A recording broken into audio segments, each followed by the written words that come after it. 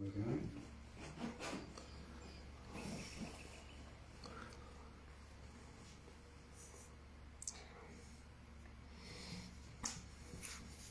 Namaste and welcome to Stoker Society. We're the Earth Meditation Tribe and it's Sunday the 21st of July. And here we are at Stoker Society on a very auspicious afternoon. Believe it or not, it's as if winter has left us.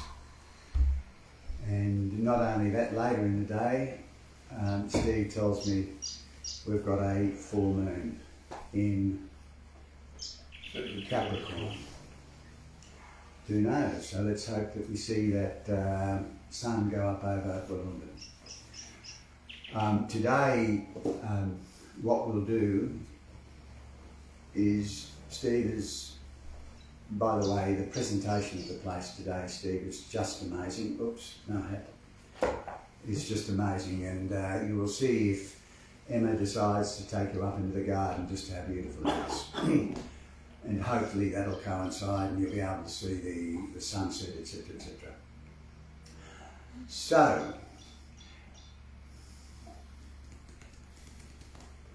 what we're going to do is to, Lisa's in charge of some special tea that's out the back that comes from, here we go, I'm plugging people, that comes from the Brunswick Heads. Comes from Nim in the back room.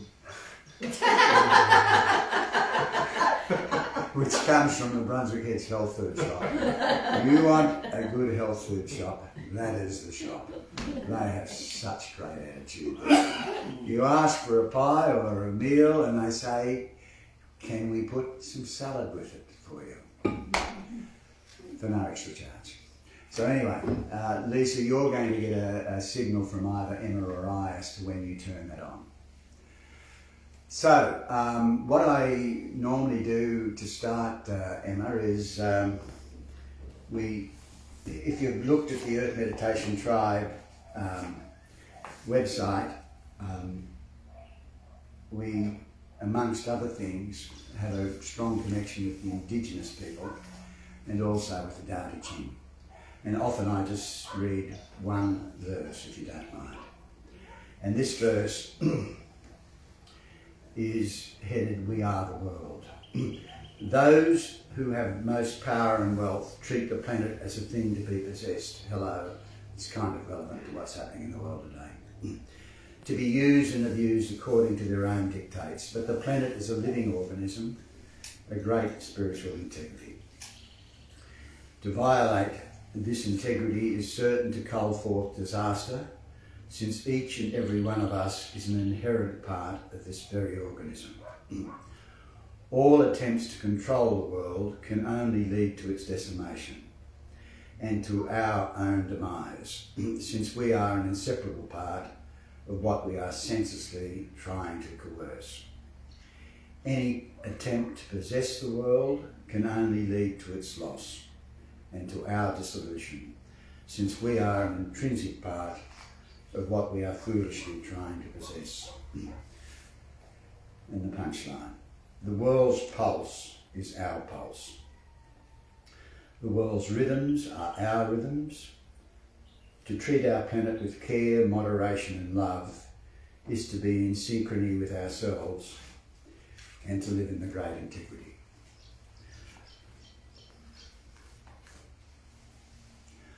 So Emma's going to do also a welcome to country, but as you know, I kind of like doing it myself, even if it is duplicating.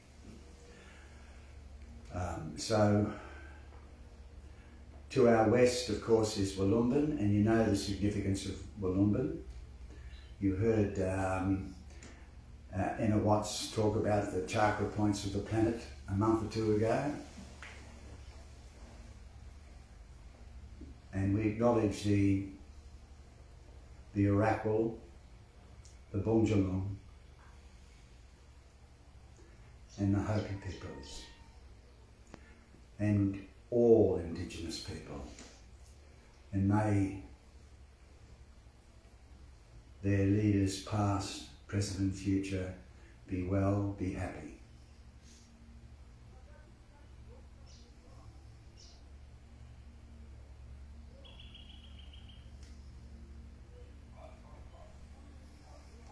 let's leave it at that, because I'd like Emma to take centre stage.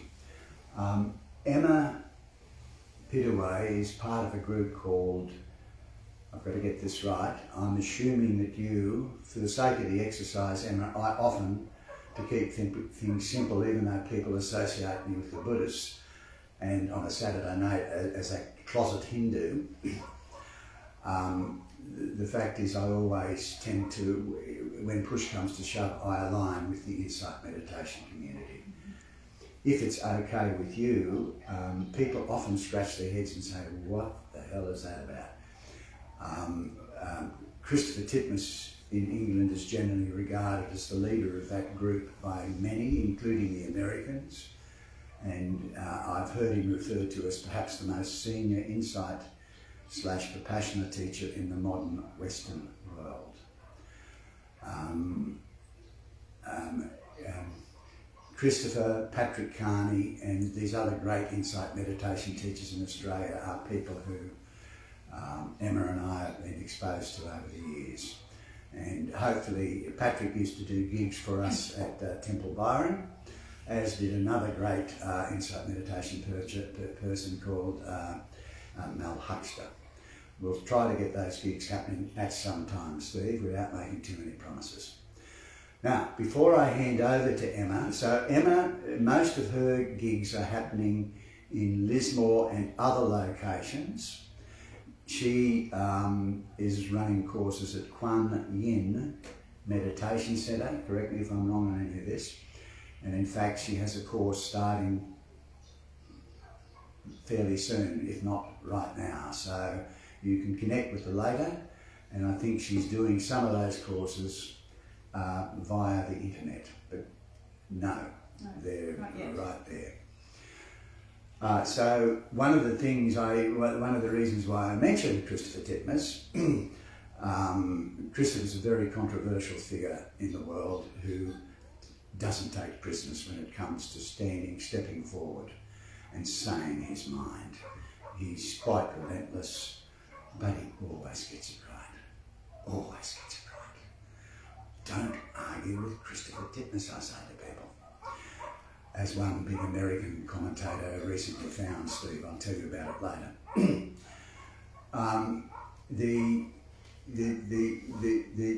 Many years ago, the reason I mentioned Christopher, about 20 years ago, I remember speaking to Christopher and saying, here's my paranoia coming through.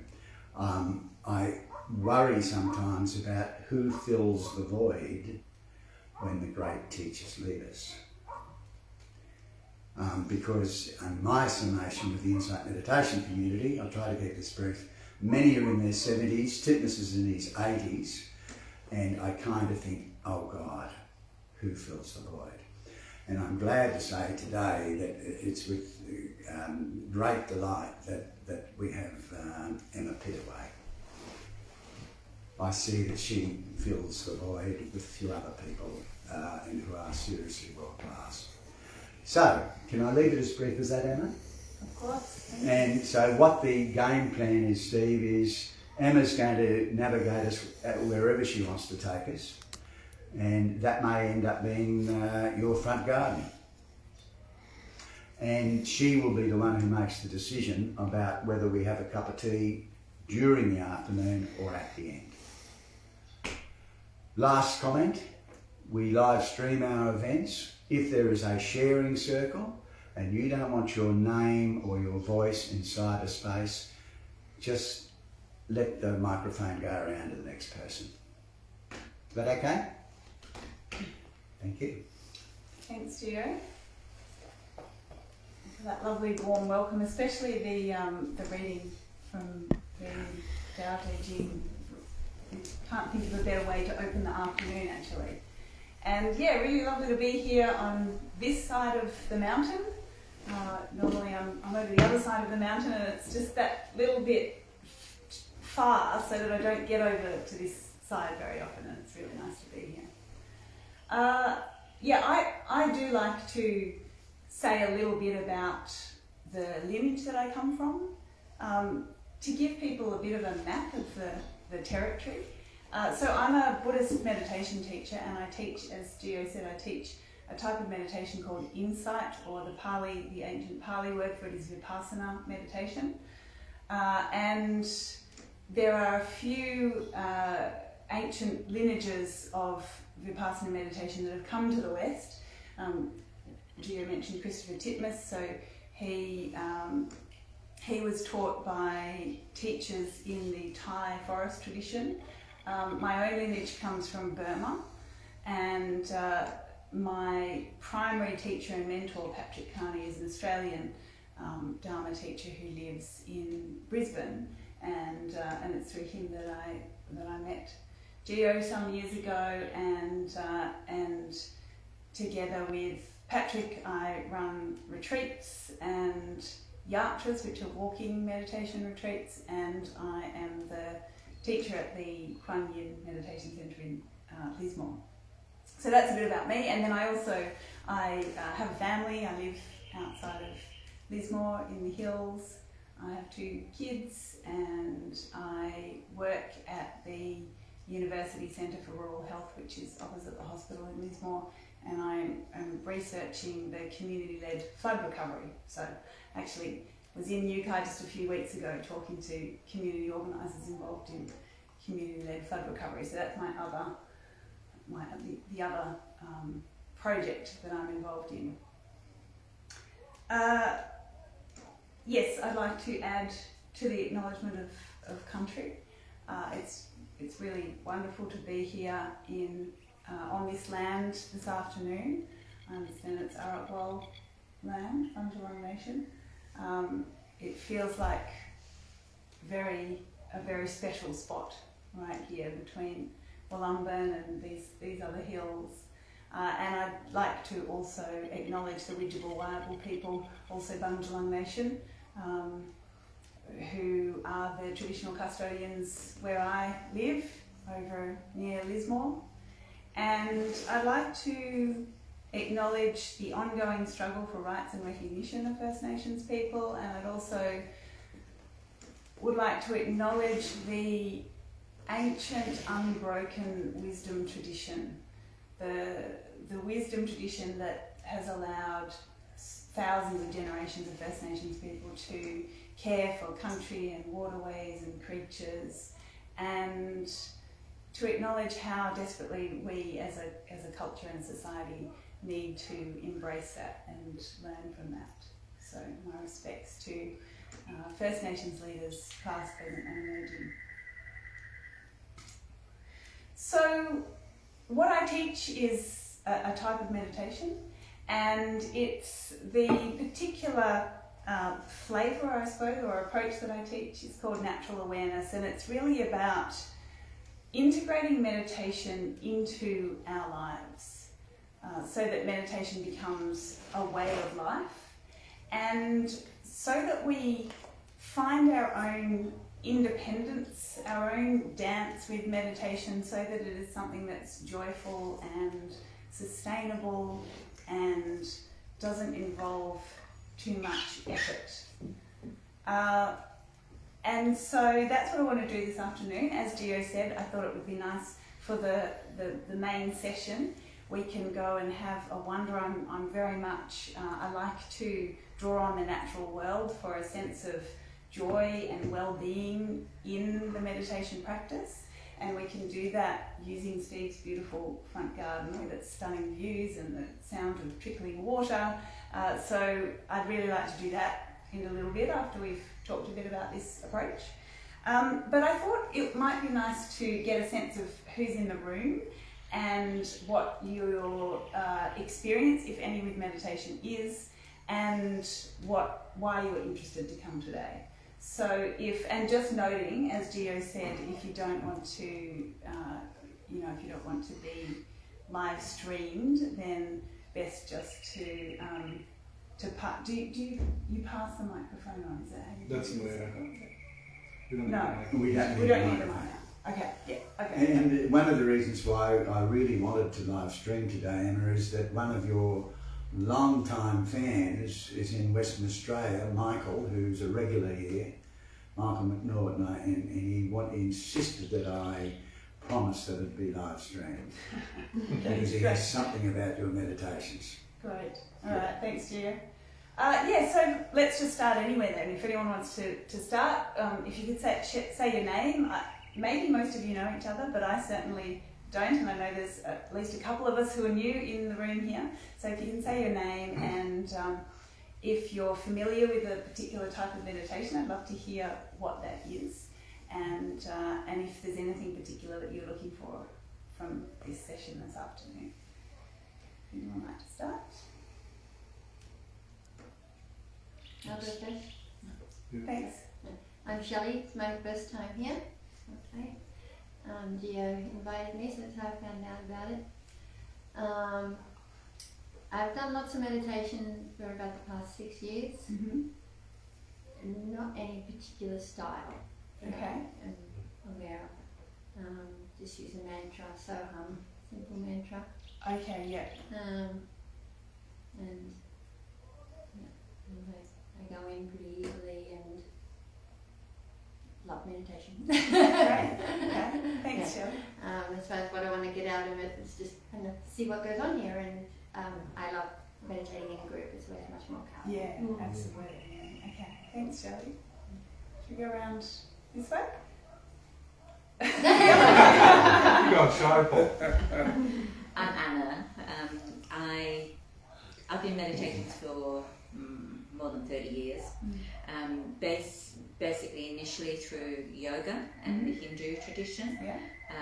I don't have a very dynamic asana practice any longer, but I still meditate. I have a particular interest in the chakras, not only the chakras of our body, but also the chakras of the planet. Yeah. So I'm very, the meditation that I do involves grounding really consciously with the earth. I've never done Vipassana, and I just like being here and enjoy the group and looking forward to the meditation. Great, thank you.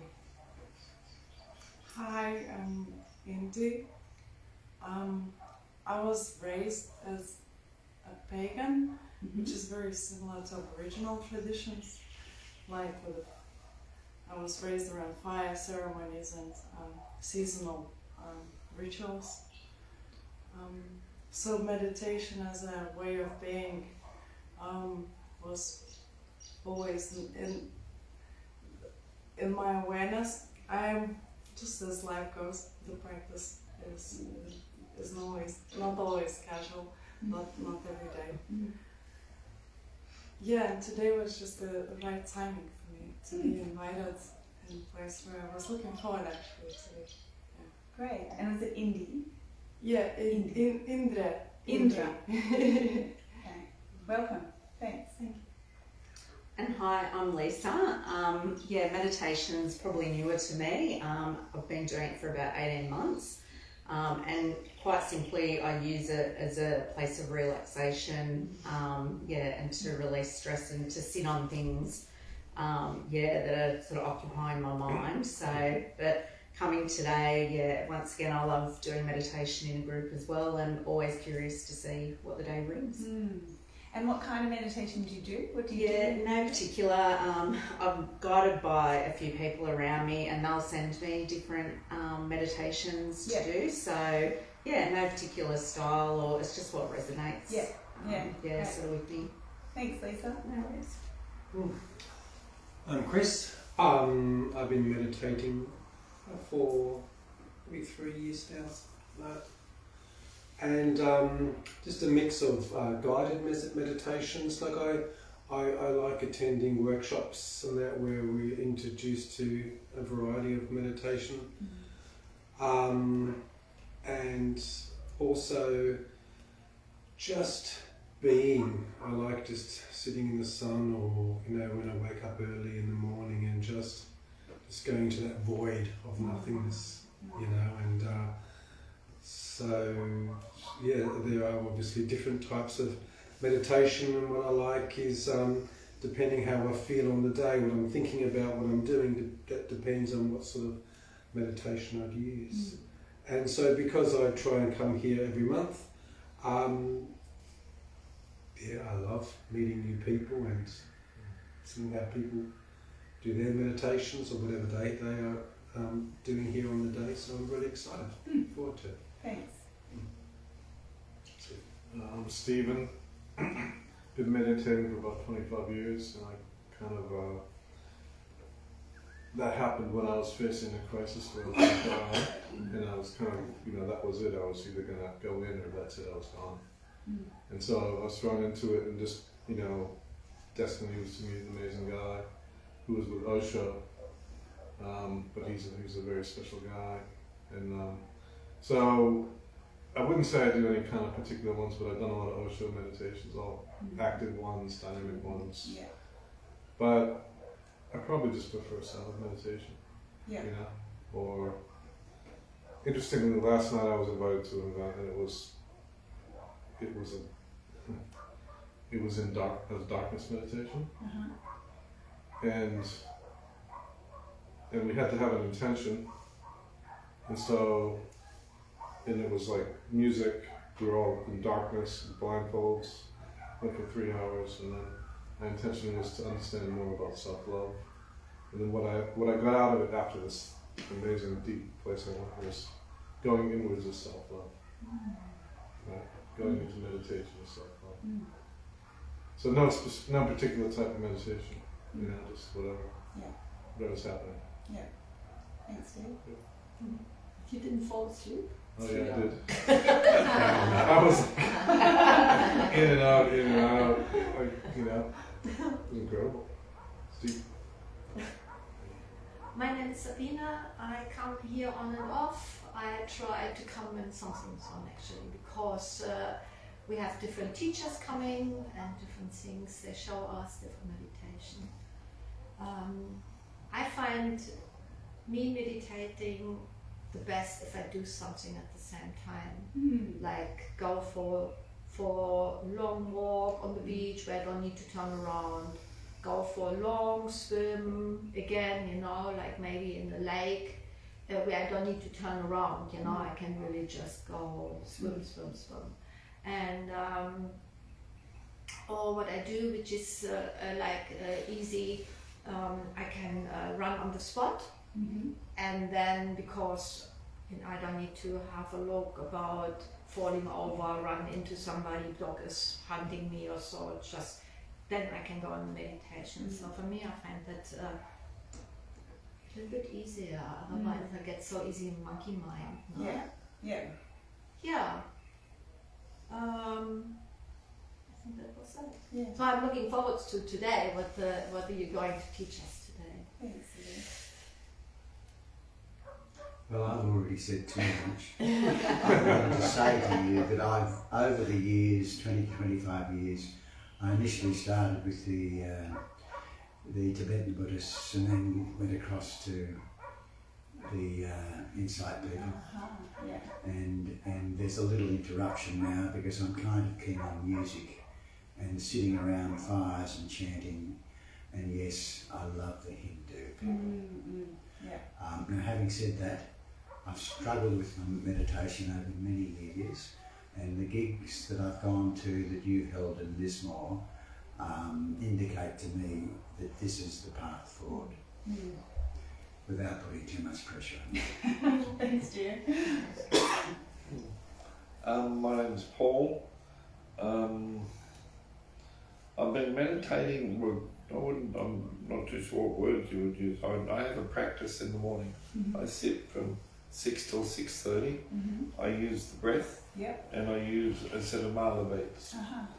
And I've done that for 8 years, non-stop, every day. Great. What is very rarely spoken about is doing this practice long term and doing your practice or whatever practice is the emotions that come, and dealing with the emotional aspects of day-to-day existence with allowing whatever to be present. And some of that is extremely challenging. If I had my time again, I'm probably I'm very committed and stubborn. I'll keep going, but this path is not for the faint-hearted. and the challenges of meditation on a regular basis is not spoken about enough. Sorry, that's my experience. Do you have a teacher you can check in with? Yeah. I've got lots of acquaintances and people on a similar path, but as for one single teacher, no. Yeah. I'm friends with Steve's mate, Ras, and I'd recommend this book, which is Stephen's book, Life Begins Where Resistance Ends. And it's a great metaphor on life. Thanks, Paul. And you're right. It's this path is not for the faint-hearted. It opens up an enormous amount of depth as you travel it, and at times that can be challenging. And the Buddha famously said that spiritual friendship is 100% of the path. That's how much emphasis he gave to the importance of having friends along the path who we can talk to about these difficult bits to navigate. I really hear the depth of your practice, encountering what it brings up along the way. Yeah. Great. It sounds like there's a very eclectic mix of meditation experience in the room. And I will just say from the start that nothing that I'm going to suggest, or sort of encourage you to explore today, in any way, it can encompass all of your previous meditation experience. This approach is a very open approach that is really about you feeling into your own mind and body and finding what's the best way to essentially, meditation is about connecting with the living experience of the present, which we often are not in connection with. We can go remarkable stretches of time without really being connected to this living experience of right now, like just this, living our lives as an embodied human.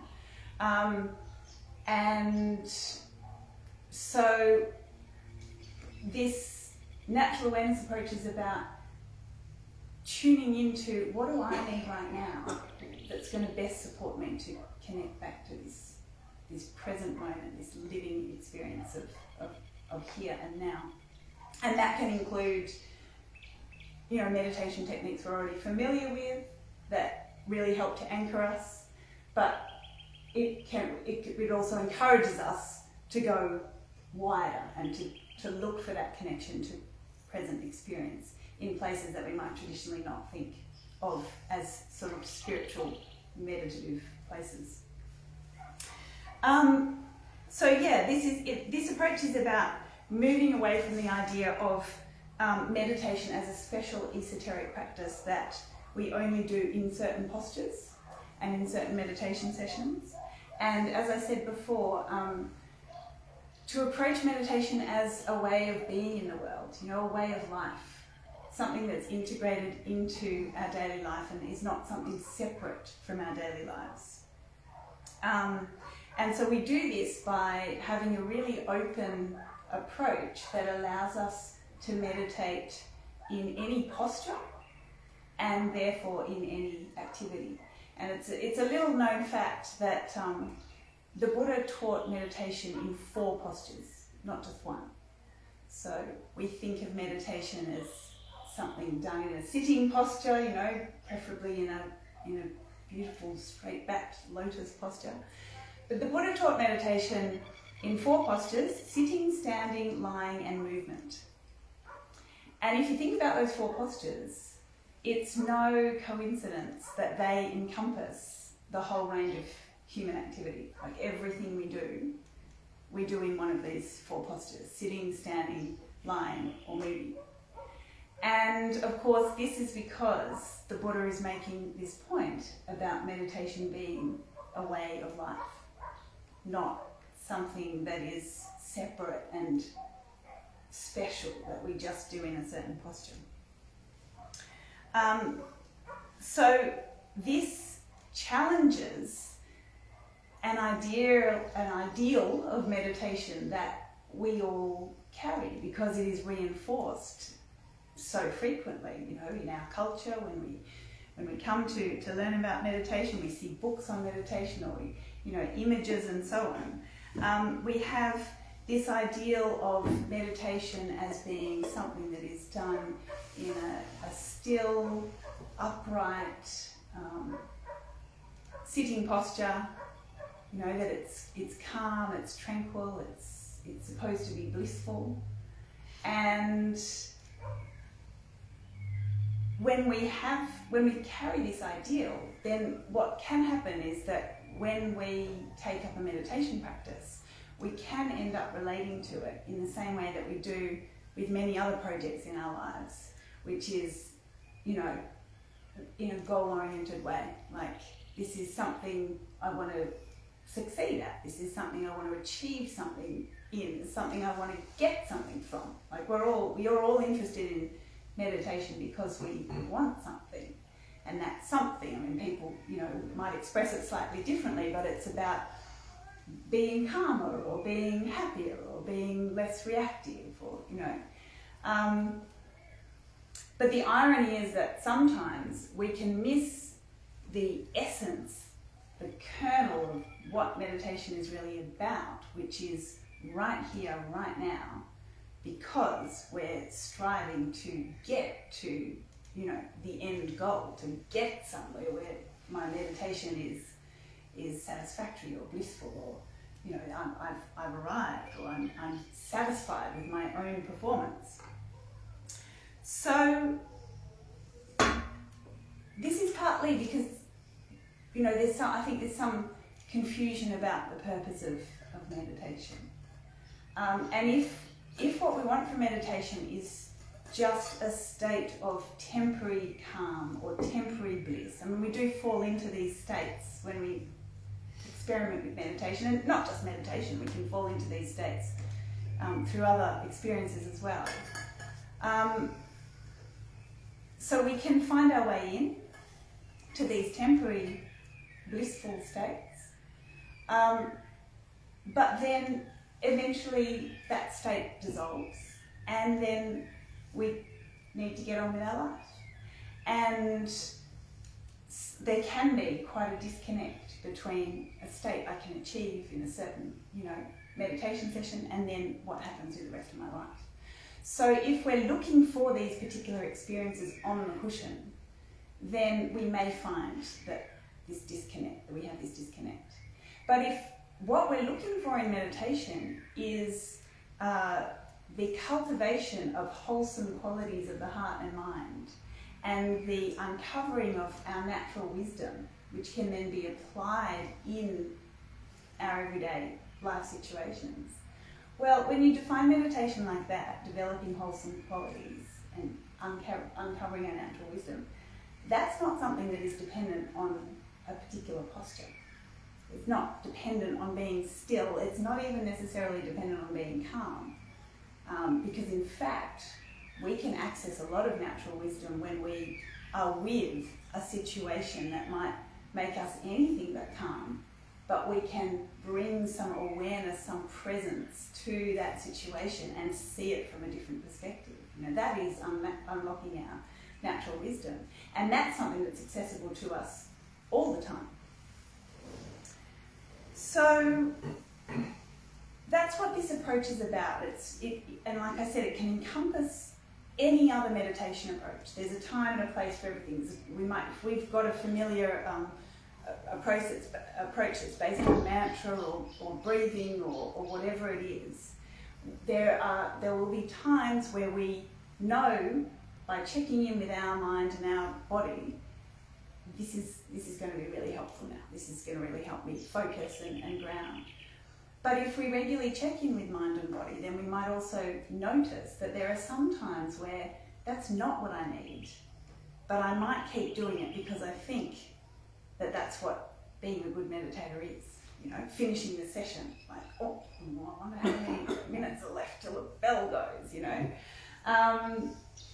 or, maybe carrying some idea that it's not proper meditation if I'm out moving,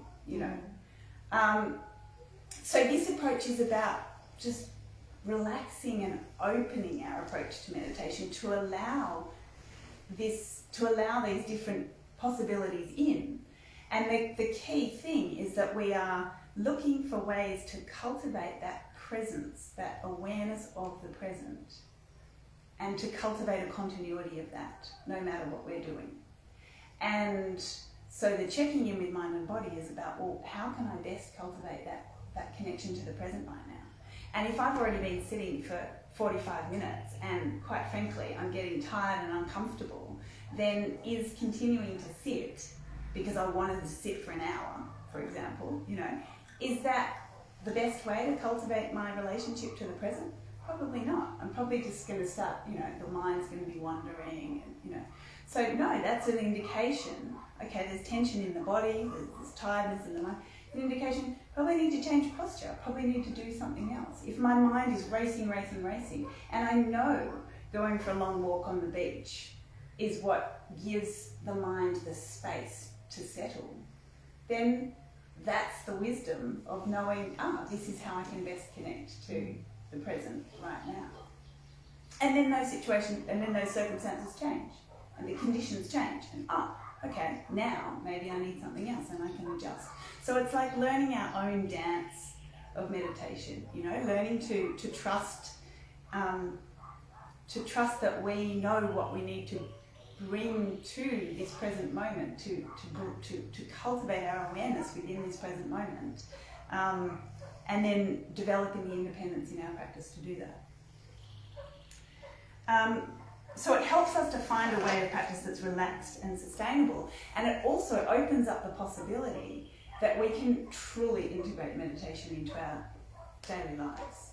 And of course, there are some conditions that are more conducive than others. So at the start, it's helpful to set up sessions, not just at the start, all the way through. It's helpful to have dedicated times, it's helpful to be on retreat, it's helpful to come to afternoons like this and sit, as many of you noted, with a group of people who have a similar intention. They're certainly conducive circumstances. And, the bit where you've just picked your kids up from school and then the car breaks down on your way home and, it's not so conducive. But it does open up the possibility that we can gradually expand the range of situations in our life that can be the basis for our meditation. Because like I said before, there's actually no better situation for developing our wholesome qualities and having a wiser relationship to our life than being, stranded by the side of the road with 2 hungry kids and seeing, in this moment, I can see how I'm reacting and I can do things differently. So that it actually opens up this opportunity to learn from the situations of our daily lives. So, any questions or comments so far? I'll go on and talk a little bit about what this technique actually looks like, and then we can have a bit more of a discussion, and then we'll do a guided meditation. So the best way to explain what natural awareness is to contrast it with what it isn't. And we can think of there are many meditation techniques. Even within Buddhism, there are many meditation techniques, and then beyond Buddhism, of course, there are many others. And we can think of them as occurring along a spectrum, and most techniques fall down one end of the spectrum. And we can call these directed or focused meditation techniques, where the basic principle of the meditation is that we have an object of meditation. It can be something like mantra, breathing, a visualization, might be just sort of physical sensations in the body, anything, using a mala, or can be anything. But the principle is that we choose an object of meditation, and then the energy or the effort factor in the meditation is that we try to place our awareness on that object. And when it slides away into distraction, as it habitually will, we bring it back and we place it on the object. And whenever it slides away into distraction, we bring it back and place it on the object. So that's a focused or directed approach to meditation. Natural awareness is at the other end of the spectrum. And the idea with this approach is that we don't choose a specific object and bring the attention back, but rather we open out the awareness and we notice whatever we're experiencing now. And the energy or effort factor comes not from trying to put the awareness in one particular place, but just to maintain the thread of awareness, to maintain that thread of knowing this is what I'm experiencing now, this is what I'm experiencing now, this is what I'm experiencing now. And what I'm experiencing now can be vastly different in different situations, and depending on the sort of depth of our meditation experience. So it may be, we can think of awareness like a radar. So with this approach, it's like we're opening out the radar of awareness, and awareness has this quality naturally. We are aware beings. We use our senses to be aware of the world, and that's how we relate to the world, that's how we make sense of the world. So awareness has this quality of being like a radar, and it receives experience. And it prioritizes certain experiences over others so that we can make sense of our world.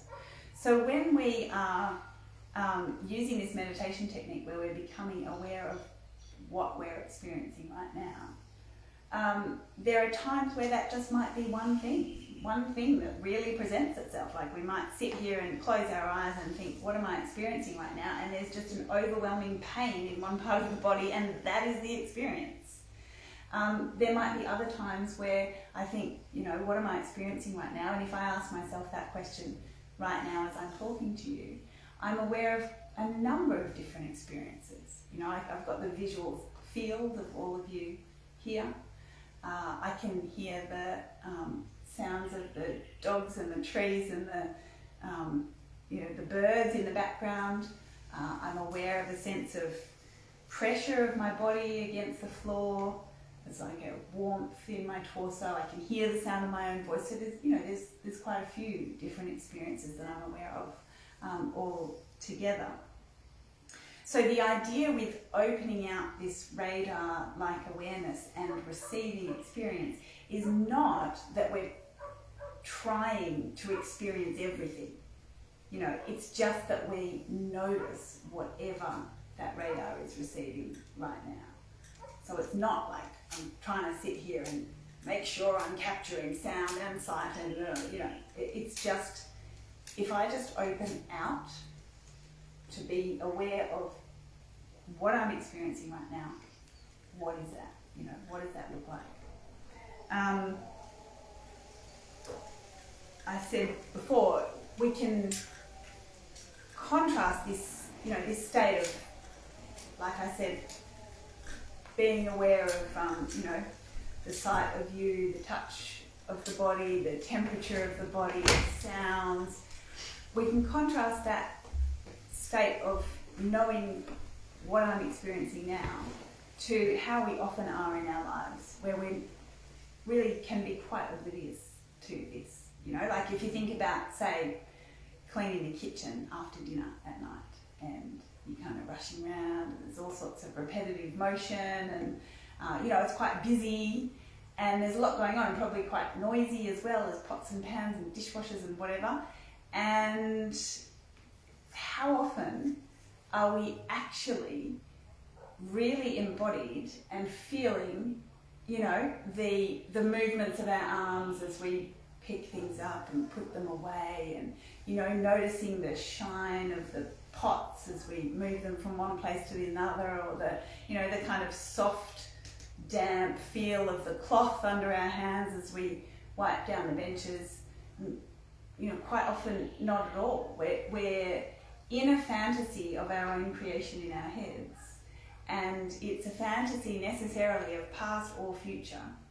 So it's not here now. And quite often that fantasy is more real to us in the moment than the actual experience of moving around our kitchen, putting away our pots and pans. We're more in this created world in our own heads. So natural awareness is as simple as coming back to, how do I know I'm alive right now? Like, what is the feeling right now? What am I experiencing right now? And then the effort factor is just trying to maintain that thread. So sometimes I talk about flicking a light switch of awareness. It's like, when we're in that state, cleaning up the kitchen and thinking about what's on the agenda for tomorrow, it's like the light of awareness is off. It's dark. I'm not in touch with the movements of the body. I'm not in touch with what I'm actually seeing. The light of awareness is off. And then when I remember, and remembering is central here, the Pali word for mindfulness, which everyone has heard about, which comes from this tradition of meditation originally. The ancient Pali word for mindfulness is memory, and it's remembering to be present. So when I remember, I might be cleaning up my kitchen, and then I remember, remember to be present, like remember to be aware of now. It's like just flicking the light switch of awareness, and all of a sudden the light is on. And I'm back in touch, like, oh yeah, I can be aware now, like, that's right, my body, here it is, I can feel the pressure, I can feel the heat, I can feel the clothes moving against my wrists. And then out of habit, what happens is that very quickly that light just flicks itself off again, because that is how we habitually live, with it switched off. And that's fine, that's where it's just the natural habit that we have. So it's natural that that's what's going to happen. After some time, the light is off again, no problem. But the practice is, when we remember next time, just, oh yeah, that's right, flick the light switch again. And then a little bit later, it's off again, flick it back on, And when we have the opportunity to really invest some energy in this practice, like if we have the opportunity to go on retreat, or if we, really make an effort to do this practice regularly, then what we find is that over time, the light switch naturally stays on for longer and longer, until eventually we reach a point where the light switch stays on. So that's the effort. It's a very relaxed practice, but the effort is, yeah, that's right, just remember to flick the light switch. So in terms of, how do we know that we're aware now? That's really simple, and I can give you a taste of that through a really simple exercise by asking, are you seeing right now? Are you seeing right now? Mm-hmm. Yeah? Yeah? I see you. Yeah. The picture you have. Yeah. Yeah, I can see you too. The flowers. Yeah, I'm definitely seeing. So, Paul, are you seeing? Obviously. Okay, so we can all agree we're seeing, and it doesn't take much effort or energy. It's the act of recognizing, oh yes, I'm seeing. It's the act of getting in touch with what is going on here and now, with my experience here and now. Oh yeah, I'm actually seeing. I have a beautiful view out of my window, a bit like this, out to the mountains, out of my kitchen window, and then, people come over and they say, oh, it's such a beautiful view out the kitchen window. Sort of look at it and go, oh yeah, it is, because we don't necessarily see, do we? Like, we're busy. So we're seeing, and that's easy to notice that. But before I asked you the question, were you aware you were seeing then? You were seeing, but were you aware that you were seeing? No, but I was really taken with the sun on the Buddha. I've never actually particularly been drawn to that Buddha before. It seemed to be just sitting there. But suddenly today, I'm very taken with the sun just shining in that position. I'm wondering if you specially placed it in that way to get the afternoon sun. So I'm seeing, but I wasn't thinking about seeing. That's exactly it. So we're seeing, but we're not necessarily aware of it, and that's the difference. That's all that's all we're bringing when we are remembering, when we're tapping that light switch of awareness. It's getting back in contact with what is the actual experience here and now. So we'll do a guided meditation now to get a bit more, to have a taste of this experientially.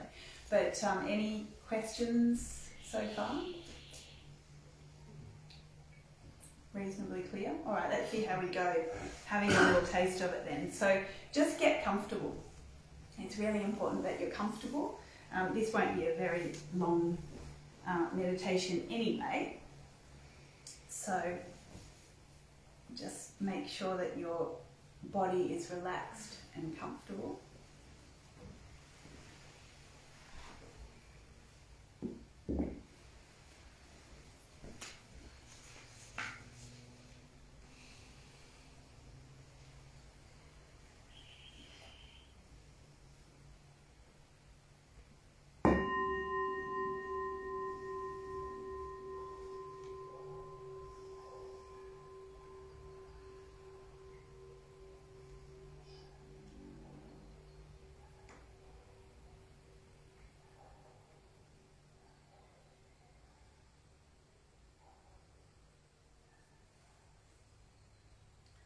Allow your awareness to settle in your body.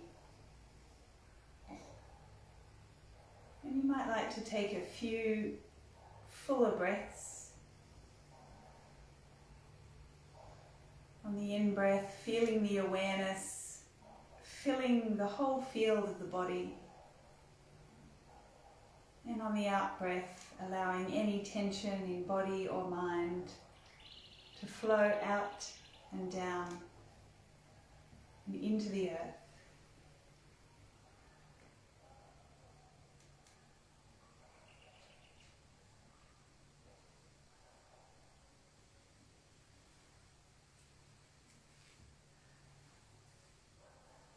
So a few full breaths.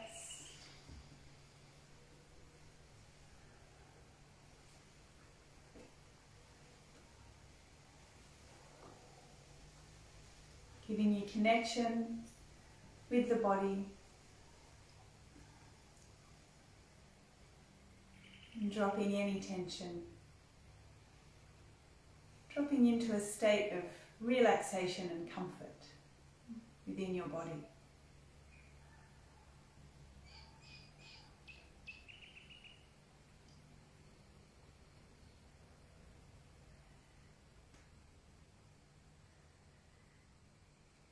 And now to bring your mind and your awareness to the present moment. How do you know that you're alive right now?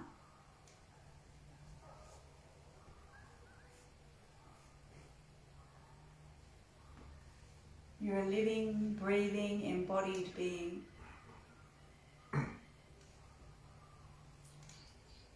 What is your experience right now?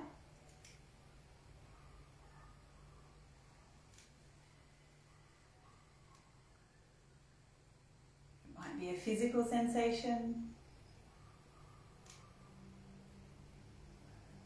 a sound, a thought, a feeling.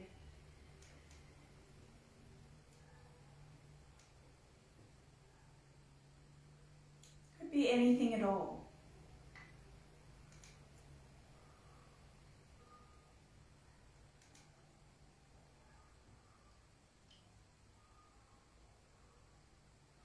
Just notice your experience in the present moment.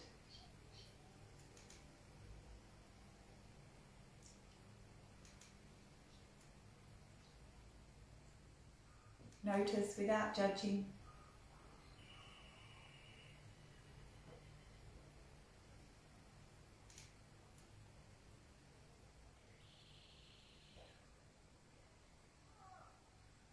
Just notice and be interested.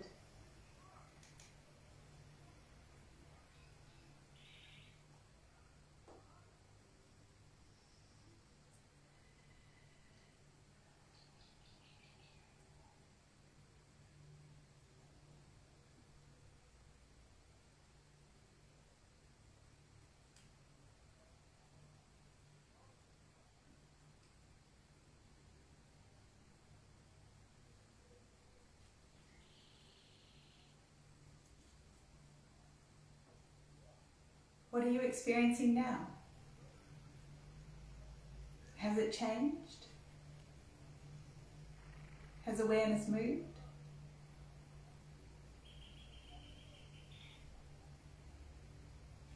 It's natural for awareness to move, for experiences to come and go. So let it move and just notice where it goes.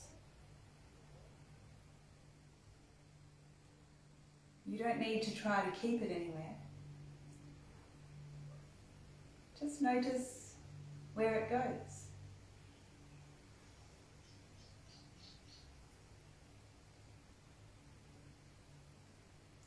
It doesn't matter what you're aware of.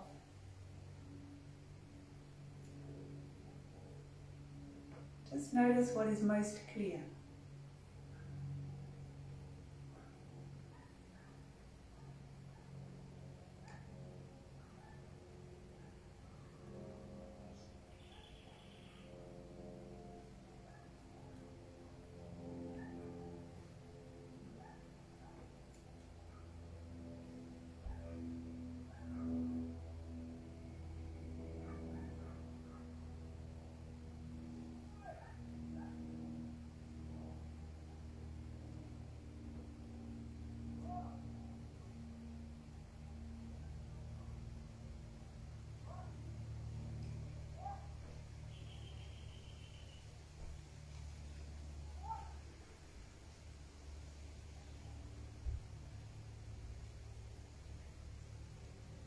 Let the radar of your awareness include physical sensations and also sensory experiences. Just have a sense of letting all sensory experience in, receiving it without choosing one thing over another.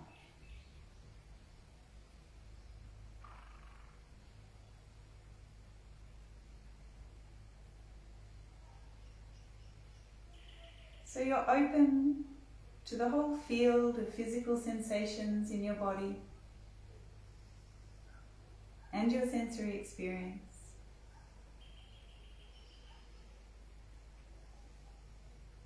And there's no need to try to hold awareness of the whole lot all at once.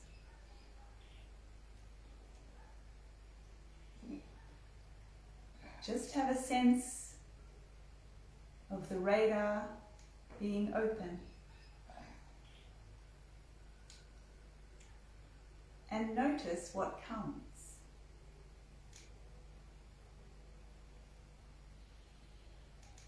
It might be just one thing.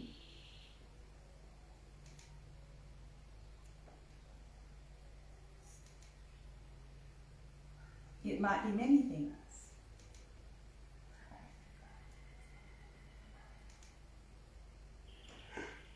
Whatever you notice in your experience is fine. There's no need to go looking for something else.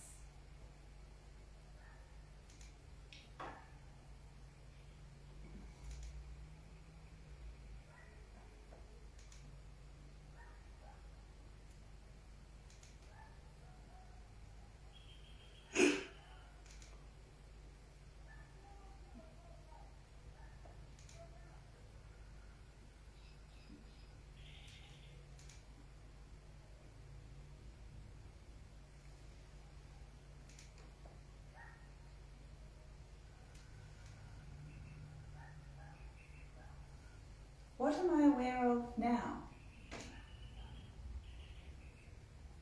What am I experiencing now?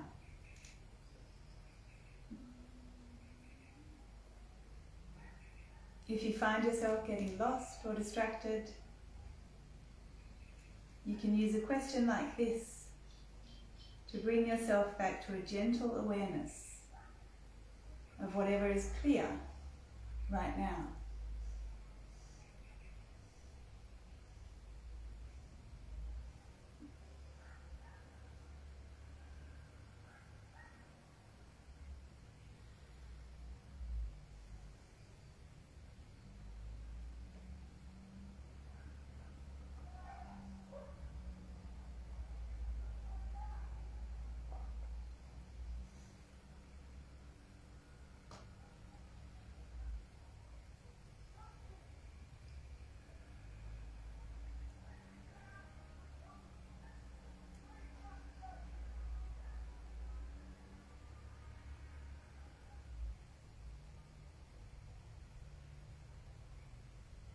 And open the radar further to include your mind states and your heart states as well.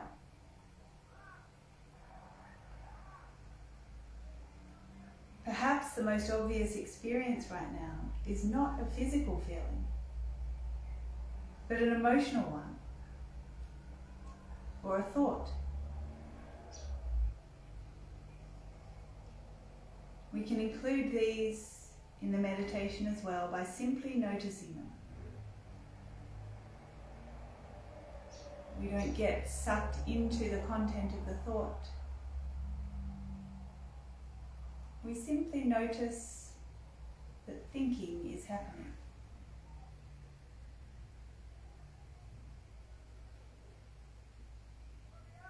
We might notice there's a particular mood or mind state.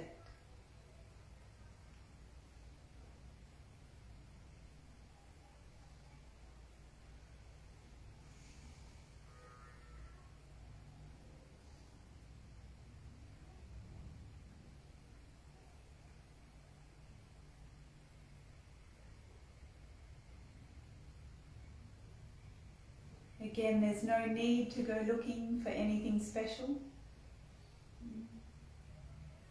but be open to whatever arises.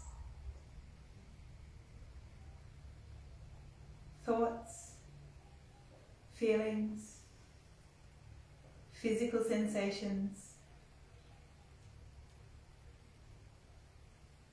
they all come and go.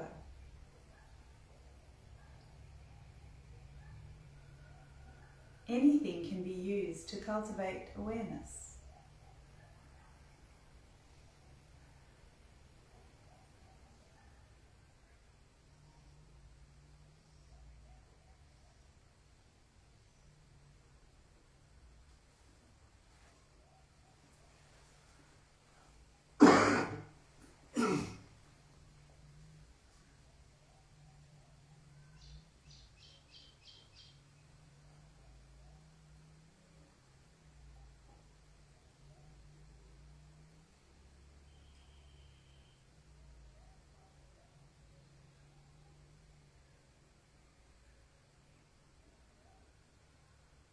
What am I experiencing right now?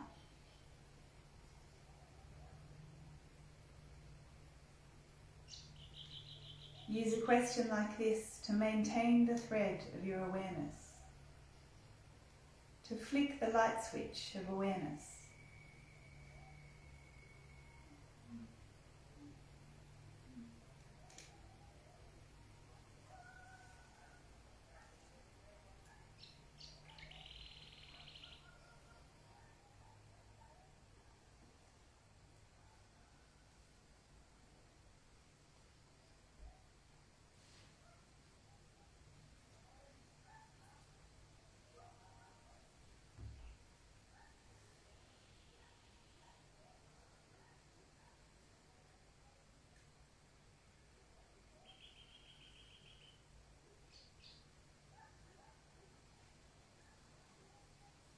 Can you notice the quality of awareness itself?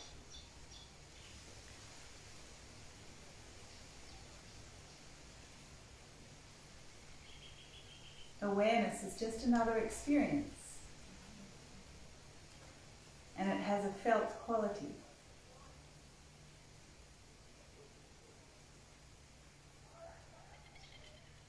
If you're sensitive to this, you can simply rest in the flow of awareness.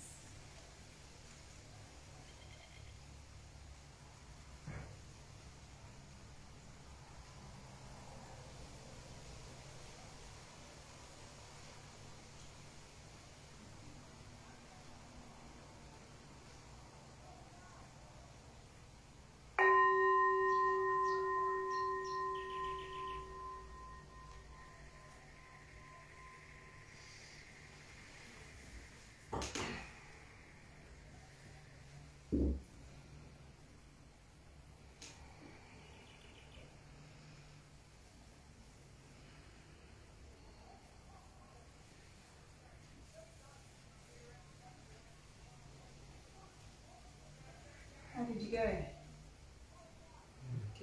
Double thumbs up from Steve? Deep dive. Yeah, a couple of times I drifted off, and then your voice brought me back, and then I didn't even hear you. Guided meditations can be helpful for that reason. Yeah. Beautiful. How did you find the very open approach? Easy, difficult? Sometimes people have very different, different tendencies and different reactions. Sometimes people find it's easy to fade out. Others sort of go, oh my goodness, where was this all my meditative life? Fine, that's how I naturally do it. You naturally take a really wide open approach, yeah. So, because you were saying you work with mantra. A little bit, till I get meditated. I basically have experience of just surrendering and opening out at that get point. meditated. Yeah, great. And then the mind comes in, and then I use the mantra short term, and then Great. So that's a great example of, just kind of, I mentioned there's this spectrum of techniques, but actually, mature practitioners, flow through this spectrum, like using a more focused approach at times and opening out at times, and so that's a good example of that, and of kind of checking, just keeping a check on the mind and body, like what's needed right now. Like if I'm a bit scattered, okay, I'm going to anchor myself on this for a little while, and then, Thanks. Anyone else?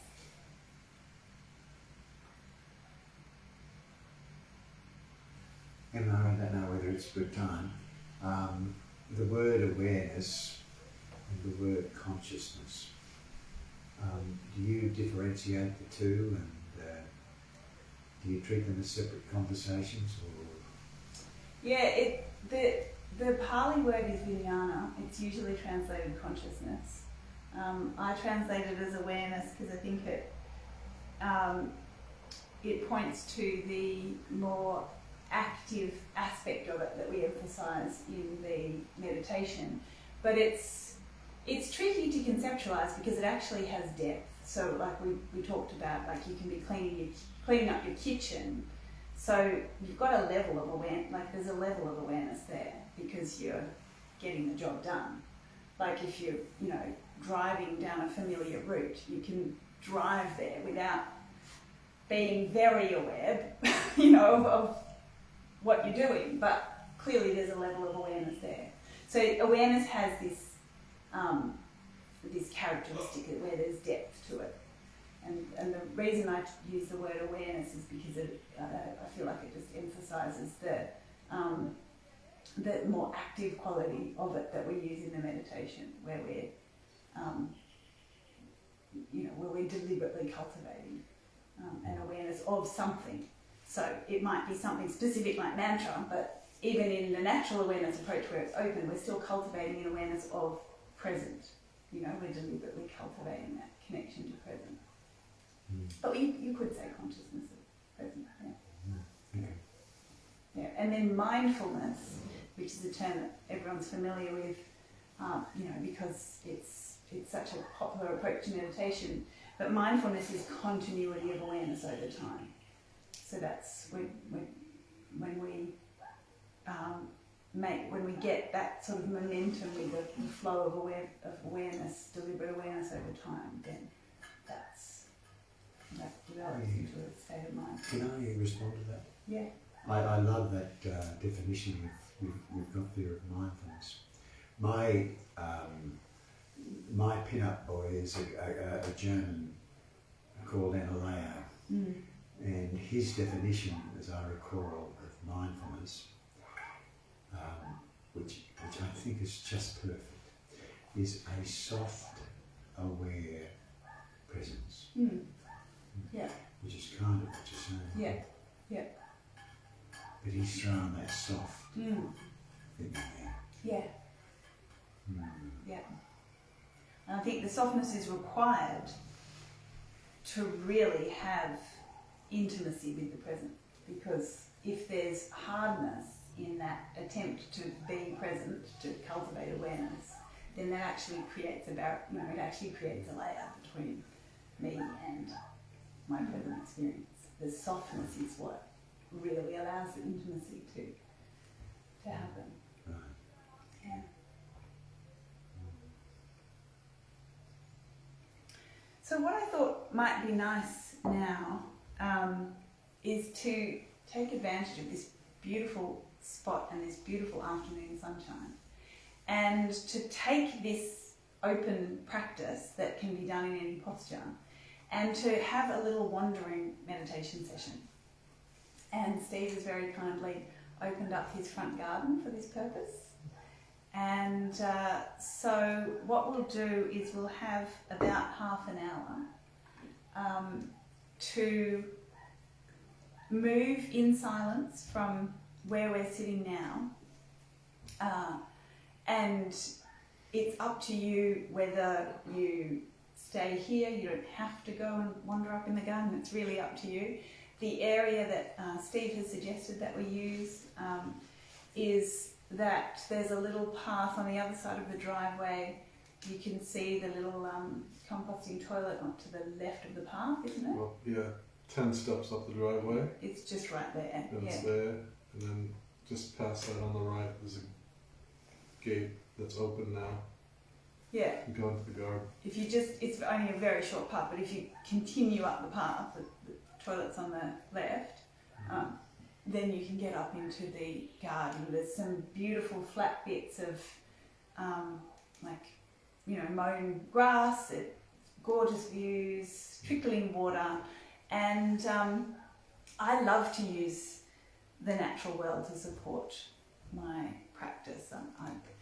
My other passion is to be in wild nature, so I really love to bring the two together. But it's also, joy and pleasure is a really important part of meditation practice. And so creating conditions where our heart is joyful is extremely supportive for the practice to deepen our concentration and our mindfulness.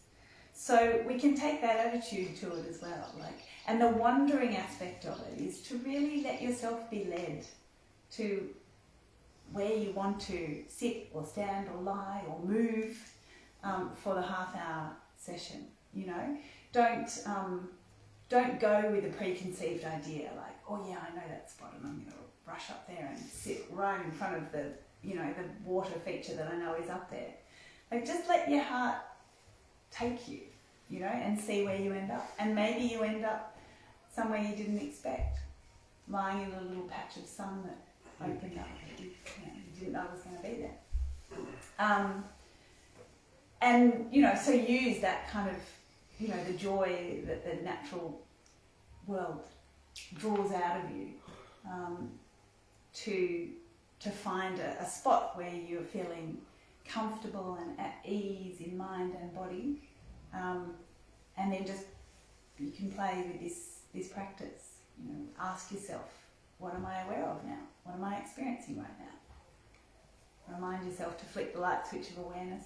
If you want to or feel like you need to, go back to a practice you're familiar with a little bit. But I would encourage you then to try opening out, try and open out, okay, grounded myself a little bit. Now I'm going to open out that radar of awareness and what am I experiencing right now? Is that clear? Any questions? My dog Manga Lily is tied up Yeah. to the deck there. Yeah. So, we'll see what happens. So if you don't want to, She's sweet, but she might want to kiss you. so if you don't want to be kissed by a dog during your practice, then just give her a little bit of a wide berth. She's on a long rope. She's on a long rope. She's tied to the veranda up there, so you can easily avoid 3 her. meters to the front deck. Yeah. And yeah, just obviously stay away from Steve's house. So there's beautiful manicured gardens around Steve's house, and he's happy for us to wander in them. And just obviously stay away from the house. And You remember, can even go around the house too. There's a gate. Just push it open. You can walk around anywhere you want. and remember that we can use all 4 postures. So that's sitting, standing, lying, and movement, which encompasses anything you might feel like you want to do. Don't feel like you've got to find a spot to be still if what you're sensing you need is some movement. Just, be mindful that it's a silent session, that we're, be mindful of other people and also of your own. It is harder to get in touch with present experience if we're, doing something too vigorous. So just be mindful about what you choose to do.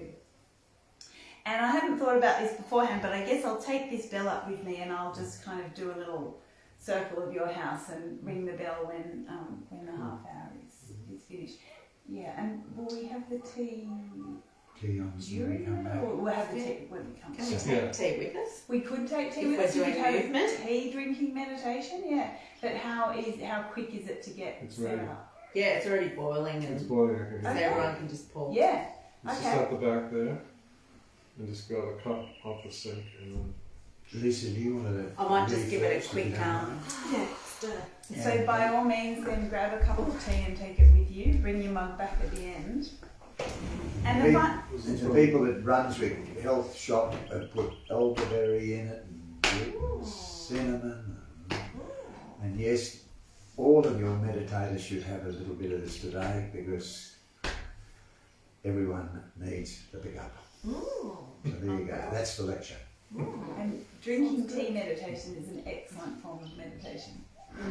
And the final thing I'll say, and this relates particularly if you're one of these people who's thinking, oh yeah, I'll go grab myself a cup of tea, is pay particular attention to the transitions. Because in this natural awareness technique, there's no start and end to the meditation session. So it doesn't, the session doesn't start when you've got your cup of tea nicely in hand and you've found your nice spot to sit and you're like, gazing at Wollumba, it starts right now as we go and get the cup of tea. So just, what am I experiencing now? Just flicking that light switch of awareness. And I'll ring the bell in about half an hour, so enjoy. And then when we come back, are we doing anything else? Or We'll just have a little Have a sharing circle sharing? to, Okay. We can't take that up into the garden because it won't get the signal. I'd love people on the internet to be able to see what we're I'll seeing. bring it up. We'll see what happens. Because there's another internet up there. I'll put it. And when we come back, if we It need should to, be connected. for the sharing circle, if we need to log in again, we'll just log in again. Yeah. All I'll right. put it up Okay, on the deck so it's facing the mountain. So people online should stay tuned for. I'm just going to have it playing. They would have heard. All I'll right. carry it up. It'll be my meditation. All right. Okay, Enjoy. you're in a beautiful spot here, but you know what? What's Oh that? yes, you can see the mountain. Okay. All right. I'm going to go and enjoy it. Lisa's got her tea. Okay, enjoy everyone. In the toilet, if you need to use the press it there, and then you can find a tree or whatever. Well, then you can find a tree too if you want to.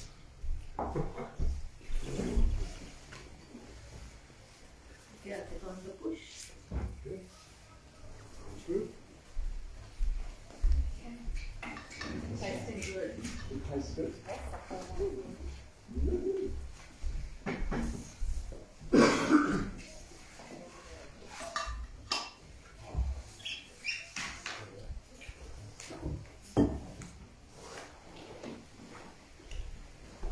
Lisa's done this for you. Good to go. Let's go all the stuff.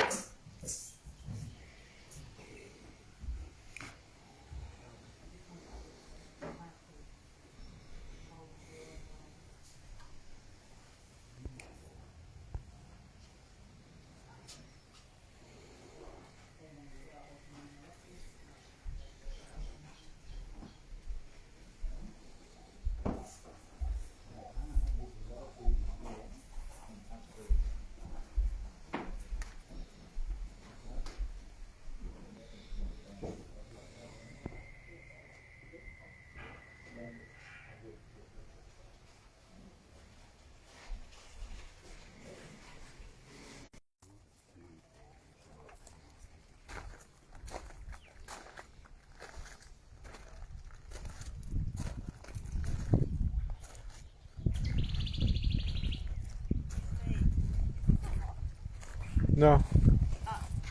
Just try.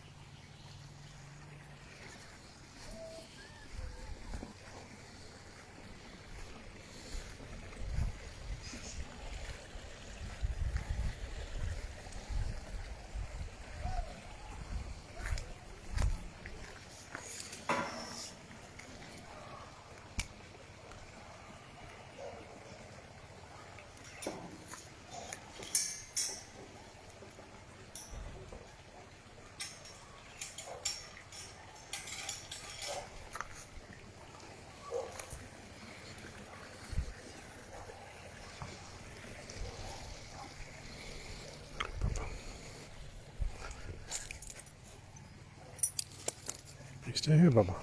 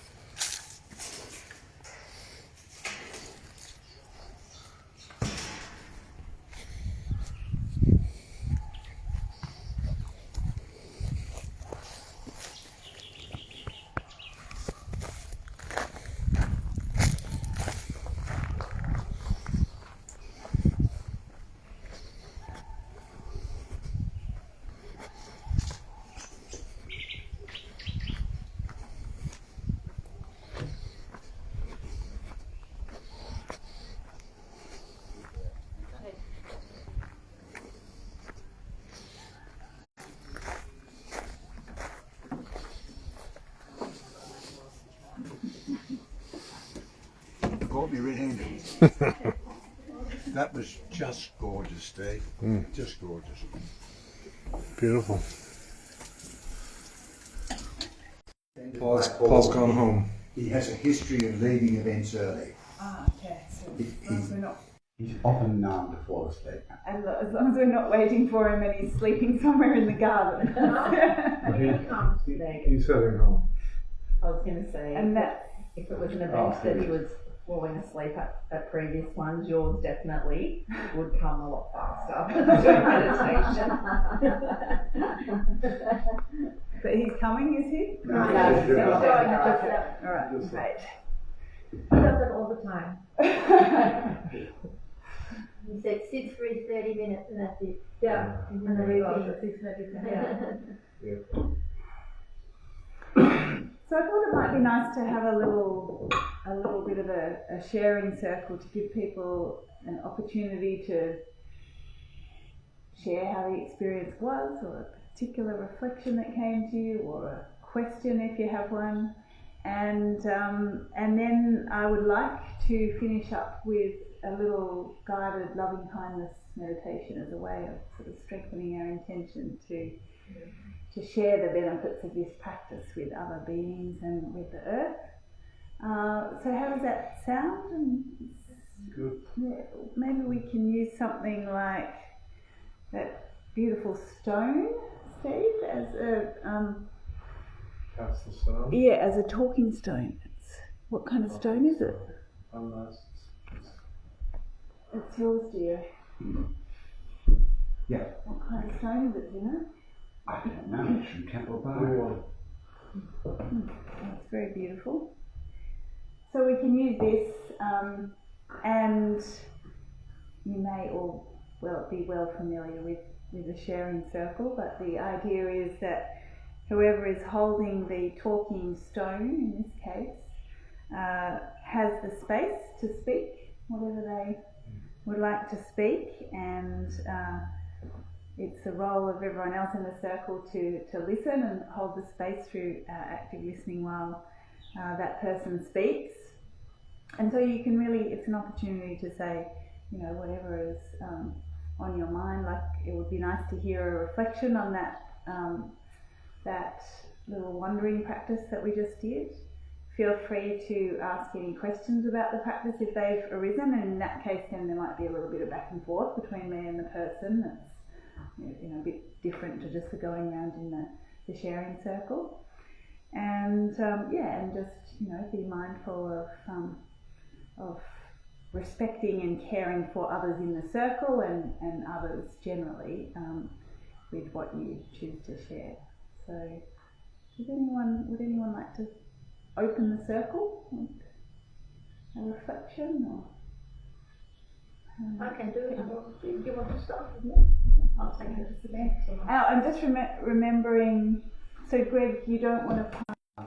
We don't need to. Yeah. It really does pick it up, doesn't it, Steve? Yeah. Okay. So no need to. But just remembering that this is will be picked up on the what do you call it? The live stream.